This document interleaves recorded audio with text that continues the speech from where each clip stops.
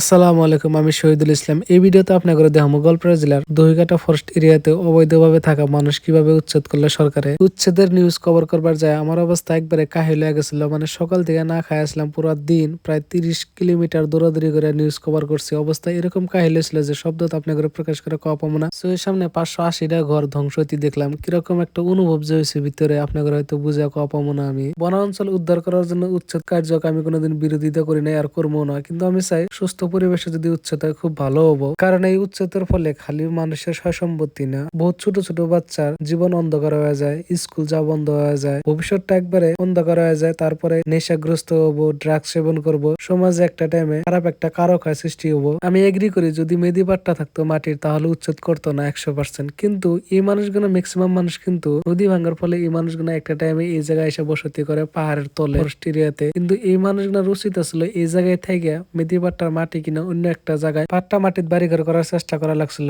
তাহলে হয়তো আজকের এই পরিস্থিতি ফেস করা লাগতো না এই মানুষের। এই খাইটা খাওয়া সহজ সরল মানুষের কোনো দোষ নাই, দোষ হলো এই মানুষগুলো যখন নদী ভেঙে দিশাহারা হয় তখন এই জায়গায় আসে এবং এই জায়গায় কিছু দালাল প্রকৃতির মানুষের দখলে থাকে এই মাটিগুলো বিভিন্ন টাইমে পয়সা পাতি দিয়ে কিনে নেয়, যার কোনো দলিল দাগ নাম্বার নাই, যার জন্য আজকের এই পরিস্থিতির জন্য মানুষগুলো ভুক্তভোগী। কিন্তু এই মানুষগুলো বাংলাদেশি না, এই মানুষগুলা ভারতীয় মানুষ। কাগজপাতি, documents, Aadhaar card, PAN card, A to Z আছে, রেশন কার্ড আছে, অরুণোদয় আসনি পাইছে। তারপরে এই মানুষগুলা রাজনৈতিক ভাবে বাংলাদেশি সাজানো হয়, মিয়া সম্প্রদায় হিসেবে গালিগালাজ করা হয়। বহুত দল সংগঠনে এই সম্প্রদায় মানুষের ইংরেজের কালানের থেকে ব্যবহার করে আইলো রাজনৈতিক ভাবে। এই মানুষগুলা কিন্তু খুব খাইটা খাওয়া মানুষ, খুব পরিশ্রমী মানুষ, কিন্তু জাতপাতের রাজনীতিতে এই মানুষগুলোর মেরুদণ্ড ভেঙে দিল। কোন জায়গায় সম্মান পেল না সঠিকভাবে, শুধুমাত্র রাজনৈতিক ভাবে হিন্দু মুসলিম করে হেরে এই জাতিটা ধ্বংস হয়ে গেল। ইংরেজ আমলের পরে কংগ্রেসের মানুষ বা কংগ্রেসের নেতারা বা কংগ্রেসের দলে এই জাতিটা বহুত ব্যবহার করলো রাজনৈতিক ভাবে, কিন্তু কোনোদিন এই জাতিটা স্বীকৃতি প্রদান করলো না কংগ্রেসের এত শাসনকালেও। আফসোস যে